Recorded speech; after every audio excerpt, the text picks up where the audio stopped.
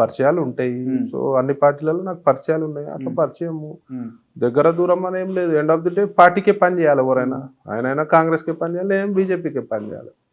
End of the day ఆయన కొడుకు ఎమ్మెల్యేగా గెలవడం మీకు ఎట్లా అనిపిస్తుంది? ఇప్పుడు ప్రజలు ఎన్నుకున్నారు, ప్రజల తీర్పు, దానికి ఎవరైనా శిరసావించాలి. ఎప్పటి నుంచి మీకు పరిచయం అయినా? నాకు చాలా పాత పరిచయం. చాలా పాత పరిచయం. సిటీలో మ్యాక్స్ ఉన్న ఈ పైల్వాన్లు కానీ ఈ బాగా పేరున్న వాళ్ళందరూ సర్కిల్ మీకు అప్పటి నుంచి ఉన్నది. ఇప్పుడు సిటీలో మేము born brought up in Hyderabad, so definite గా ఒక సర్కిల్ ఏర్పడుతుంది కదా. ఫస్ట్ టైం మీరు అంటే మీడియాలో ఇంత ఫేమ్ అవ్వక ముందు నేను మీ చూసిన వీడియో రాహుల్ సిప్లిగంజ్ గణేష్ ఊరేగింపులు అనుకుంటా, డబ్బులు ఇస్తున్నారు. ఆ వీడియో బాగా వైరల్ అయింది. ఆ తర్వాత మీ న్యూస్ వైరల్ అయింది. రాహుల్ కూడా నాకు మంచి పరిచయం, మంచి ఫ్రెండ్. సో ఏమైనా ఉన్నప్పుడు ఒకేషన్స్ ఉన్నప్పుడు పిలుస్తాడు, పోతాం. కామన్ అది. ఫ్రెండ్షిప్ వేరే, రాజకీయాలు వేరే. చికోటి ప్రవీణ్ వ్యాపారాలు అంటే ఏమేమి ఉన్నాయన్న ఏం చెప్తారు? నేను రియల్ ఎస్టేట్ చేస్తా. ఇంతకుముందు కసినో వ్యాపారం ఉందా? క్యాసినో ఎప్పటికుందా? నడుస్తుంది కానీ నేను యాక్టివ్ లేను. ఓకే, కానీ కసినో అనే పేరు కూడా తీయడం మీకు ఇప్పుడు ఇష్టం లేదు మామూలుగా మీడియా? ఇప్పుడు కసినో అనేది తప్పు కాదు, చెడు కాదు, లీగలే. సో తీయడం తీయకపోవడం అది మీ ఇష్టం. దానికి జవాబు ఏం చెప్పాలో నాకు తెలుసు. సో మేము ట్యాక్సులు కడతాము, హైయెస్ట్ ట్యాక్సెస్ కడతాం మేమే. సో అందులో తప్పేం లేదు, అది ఒక వ్యాపారం. అది అందులో ఇప్పుడు వైన్ షాప్ ఉంటే తప్ప, బార్ ఉంటే తప్పు కాదు కదా. బిజినెస్ కదా. బిజినెస్ రూపంగా చూడాలి. ఇల్లీగల్ గా ఏవైతే గవర్నమెంట్ పర్మిషన్ లేదో ఆ ఇల్లీగల్ చేస్తే తప్పు, కానీ లీగల్ గా ఉన్నంతసేపు ఇబ్బంది. ఆ ఇష్యూ జరిగినప్పుడు చికోటి చీకటి పనులు అని చెప్పి పెద్ద మెయిన్ స్ట్రీమ్ మీడియాలో హెడ్ లైన్స్ వచ్చినప్పుడు ఏమనిపించింది అన్న మీకు? ఏమనిపించలేదు. తప్పు చెప్తారు కాబట్టి నిజం ఎప్పుడైనా బయట పడుతుంది. ముందో ఇంకా ఆలస్యంగా నిజమే, అబద్ధమే. సో ఇవాళ రియలైజ్ అయ్యారు కదా మీడియా. 4-5 రోజులు వేరే న్యూస్ లేవు, ఇంకా వేరే లేవు, కానీ మంచిదే కదా ప్రజలకు. ఇప్పుడు నాకు అవన్నీ చేసుట్లనే నాకు ప్రజల దగ్గరకు అయ్యే అవకాశం వచ్చింది. లేకపోతే నన్ను మీరు గుర్తుపడతారు, ఒక లిమిటెడ్ గుర్తుపడతారు కదా, 2 రాష్ట్రాల ప్రజలు గుర్తుపడతారు. ఇప్పుడు అసలు ఆ ఇష్యూ జరగడానికి కారణం ఏంటంటే ఎట్లా బయటకు వచ్చింది అసలు? ఇష్యూ ఏంది? ఈడీ రైడ్ అయినందుకు బయటకు. ఈడీ రైడ్ అయినా కానీ అందరు చెడ్డోళ్ళు కాదు. పోలీసు ఇంటికి మీద పోలీసు వాళ్ళు వచ్చి చెకింగ్ చేస్తే తప్ప, డౌట్ వచ్చింది చెకింగ్ చేసారు. అట్లనే ఈడీ వాళ్ళు కూడా నా మీద డౌట్ తోటి వెరిఫికేషన్కి వచ్చారు. ఆ క్లారిఫికేషన్ నేను ఇచ్చిన. మీ వెనకాల అంటే మీరు ఒకరికి బినామీగా ఉన్నారు, మీ వెనకాల వైఎస్ఆర్సీపీ వాళ్ళు ఉన్నారన్న వార్తలు కూడా వచ్చినాయి. ఇవన్నీ వేస్ట్ మాటలు, పనికిరాని మాటలు. 100 అనుకుంటారు, స్పెక్యులేషన్స్ 100 ఉంటాయి. సో దాన్ని పట్టించుకోవాల్సిన అవసరం లేదు. రైట్.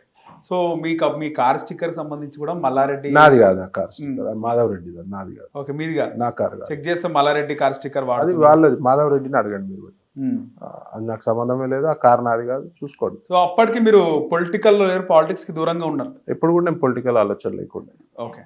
సో పాలిటిక్స్ లోకి రావాలని ఎప్పుడు అనుకున్నారని అసలు? ఎప్పుడైతే ఇష్యూ అయ్యి ప్రజలు నన్ను గ్రహించిర్రో, చూసిర్రో, నిజాయితీ కనబడ్డది, మన లోపల ట్రాన్స్పరెన్సీ కనబడ్డది, డిమాండ్ అన్న మీరు రాజకీయంలోకి వస్తే బాగుంటుంది. ముఖ్యంగా నాపై బీఆర్ఎస్ ఎప్పుడైతే అక్రమ కేసులు పెట్టిందో డెఫినెట్ గా వీళ్ళని ఎదిరించాలంటే నేను పాలిటిక్స్ రావాలని ఒక సంకల్పంతో నేను రావడం. అప్పటి నుంచి భావజాలం బాగుంది మీకు? ఫస్ట్ నుంచి హిందుత్వమే ఉన్నది. ఎందుకంటే నేను పెరిగిందంతా ఓల్డ్ సిటీ. సో ఓల్డ్ సిటీలో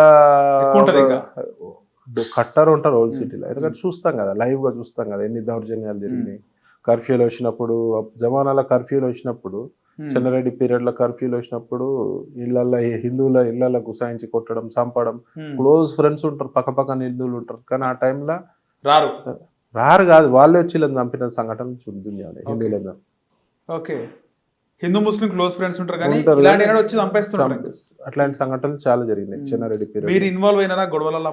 గొడవలలో మేము అప్పుడు ఏం కేసులు కాలేదు, కానీ మేము అంతా రాత్రిపూట మా కాలనీలలో గస్తీ ఉంటుంటే, పెద్ద పెద్ద కట్టలు పట్టుకొని మొత్తం యూత్ అంతా గస్తీ ఉంటుంటే. ముస్లిం బాయ్ బాయ్ అని బాగా అంటారు కదా ఈ రంజాన్ వచ్చిన. ఎవరంటారు? ముస్లిమ్స్ కూడా అంటారు, మన వాళ్ళు హిందూస్ కూడా ఇప్పుడు అంటారు.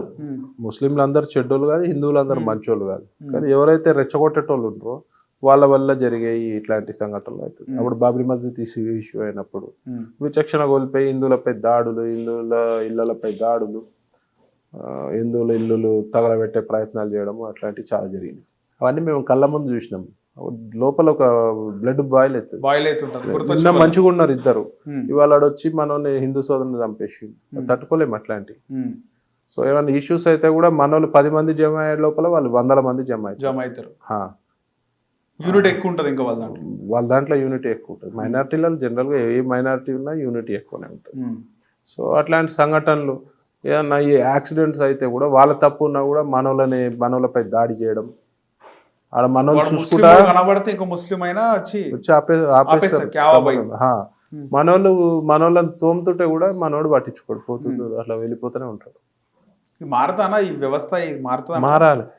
అదే కదా, మేము మా అందరం చైతన్యం చేయాలి, అందరు చైతన్యం చేయాలి, ఒక్కరు కాదు, అందరు చైతన్యం చేస్తే స్లోగా మారుతుంది వ్యవస్థ. ఓకే. సో ఆ తర్వాత మీరు పొలిటికల్ ఎంట్రీ ఇచ్చినప్పుడు చాలా మంది హ్యాపీగా ఫీల్ అయినారు బీజేపీలోకి పోవడంలో. అంతే కదా. టార్గెట్ ఏం పెట్టుకున్నారు అంటే పోటీ చేద్దాం అనుకున్నారు ఇక్కడ నుంచి? పార్టీ అవకాశం ఇస్తే డెఫినెట్ గా పోటీ చేస్తాము. మనకు కూడా పార్టీకి పని చేయాలి. మోదీ గారు అంటే అభిమానము, అమిత్ షా గారు అంటే అభిమానం, ముఖ్యంగా యోగి గారు అంటే అభిమానం. సో డెఫినెట్ గా ఈ పార్టీకి మన వంతు సాయం చేయాలి, పార్టీకి మన వంతు పాత్ర పోషించాలి. తెలంగాణలో ఒకసారి కాషాయ జెండం ఎగరేయాలి. ప్లస్ మెయిన్ హిందుత్వం చైతన్యపరచాలి, హిందువులను చైతన్యపరచాలి మెయిన్. మాక్సిమం హిందువులు గాఢ నిద్రలో ఉంటారు. మన స్టేట్మెంట్ పంపించాడు, కుంభకర్ణుడు అన్న 6 నెలలకు ఒకసారి లేస్తారు కానీ మన హిందువులకు అయితే షోయి లేదన్న. చాలా అద్భుతమైన స్టేట్మెంట్.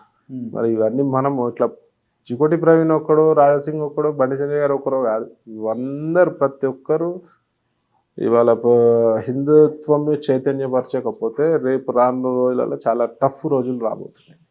మన పిల్లలకి చాలా టఫ్ రోజులు అవుతాయి. పిల్లల భవిష్యత్తు హిందువును మొన్న కాశ్మీర్లో ఏం చేసారు, హిందువా కాదా అని చెప్పి ఇవాళ టార్గెట్ చేసి చంపారు కాశ్మీర్ ఉగ్రజాతి జరిగినప్పుడు.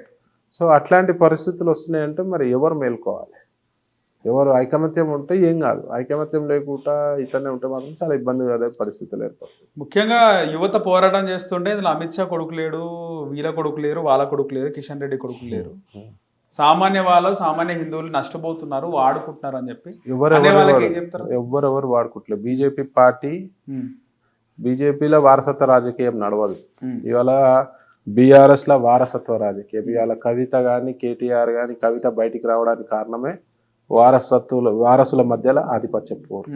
పంచుకున్నట్లనో, డబ్బులు పంచుకున్నట్లనో, అధికారం పంచుకున్నట్లనో ఆ డిఫరెన్స్ వచ్చే కదా ఇప్పుడు ఆమె బయటకు వచ్చింది. ఇవాళ కాంగ్రెస్లో ఒక తండ్రి ఎమ్మెల్యే ఉంటాడు, తండ్రి ఎంపీ ఉంటాడు, లేదా తండ్రి రాజ్యసభ